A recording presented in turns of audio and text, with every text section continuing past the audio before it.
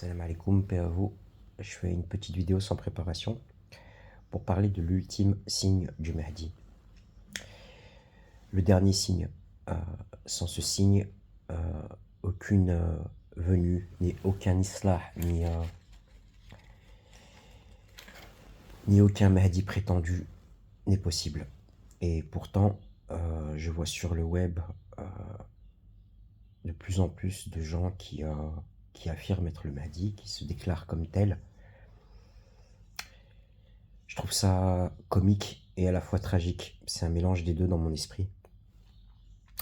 Parce il suffit juste de les observer si on a du discernement. Ils ont ni le charisme, ni les capacités intellectuelles, ni les capacités morales. Ils sont en réalité à l'inverse de ce qu'elle m'a dit. Et ces gens-là sont aussi pour parasiter, pour faire douter ce dernier sur ce qu'il est. Pour moi, c'est des outils du diable qui jouent à travers les égos de certains qui ne comprennent pas, qui sont guidés par leurs égos. Et, et qu'en réalité, c'est leur propre gloire qu'ils recherchent. Et un des critères psychologiques, je ne sais pas si on peut parler de psychologie dans ce cas-là, si on peut mettre ça dans la psychologie, mais je suis plutôt dans les traits de personnalité, c'est l'humilité. C'est une profonde humilité. Je pense qu'aucun envoyé de Dieu était orgueilleux. Parce que l'orgueil, c'est la première barrière qui s'oppose entre Dieu et le cœur d'un humain.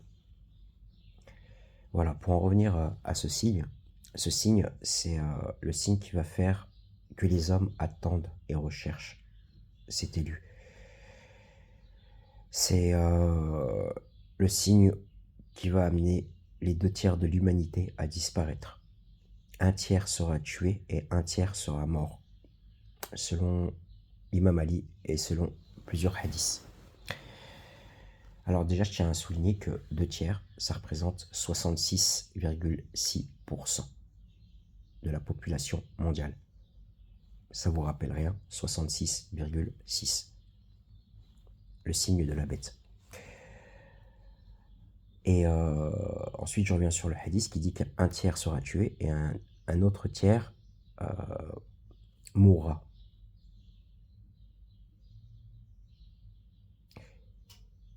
Ce que je pense, c'est que le premier tiers qui sera tué, ce sera suite à une guerre nucléaire. Et l'autre tiers des gens qui sera tué, ce sera suite aux conséquences de cette arme nucléaire, qui va engendrer un grand nombre de cancers, de maladies jusqu'à l'inconnu. Voilà. Et quand il y aura cet événement, toutes les sociétés se seront effondrées. Ce sera l'anarchie partout. Chacun sera livré à lui-même.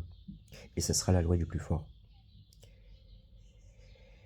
Et les hommes seront dans une telle souffrance qu'à ce moment-là, ils supplieront Dieu. Tant que nous mangeons, tant que nous dormons, tant qu'il y a des magasins à notre disposition, tant qu'il y a encore ce système économique qui tient debout, l'homme, il n'est pas prêt, il veut pas. Il veut pas entendre la vérité. Il veut pas. Faut qu'il soit dos au mur. Faut qu'il soit dos au mur. Et ce qu'il y a de plus tragique, c'est qu'on est dans une époque où même ceux qui se disent croyants sont les premiers représentants de ce système, parce qu'ils sont tous dans la course des biens matériels, pour la grande majorité. Je dis pas tous, mais une très très grande majorité. Et je pense que à travers le Mahdi, ce qui doit régner, en réalité, c'est l'amour de Dieu sur terre. C'est pas le Mahdi qui est important. Enfin, il est important, mais c'est son rôle. Et pour moi, son rôle, c'est d'amener l'amour de Dieu à régner sur terre. Et l'amour de Dieu, en réalité, il est dans nos cœurs. Et tant qu'on n'a pas changé ce qu'il y a dans nos cœurs, Dieu ne nous viendra pas en aide. Et pour qu'on change ce qu'il y a dans notre cœur, je parle de la grande majorité, il faut qu'il y ait une tragédie qui se passe dans le monde. Et il faut que l'homme se sente impuissant. Tant que l'homme croit contrôler sa vie, il n'est pas prêt à entendre. Et il ne veut pas entendre. C'est pas qu'il n'est pas prêt, c'est qu'il ne veut pas entendre. C'est qu'il est plus préoccupé par sa vie. Il est dans un sommeil latent. Et pour sortir de ce sommeil, ben, il doit y avoir de nombreux morts.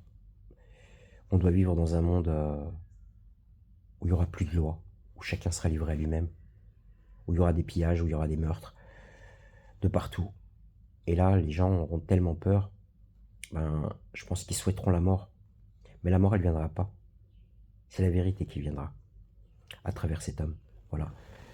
Et je reviens aussi sur les faux maladies. C'est la maladie psychologique du siècle. On est dans un...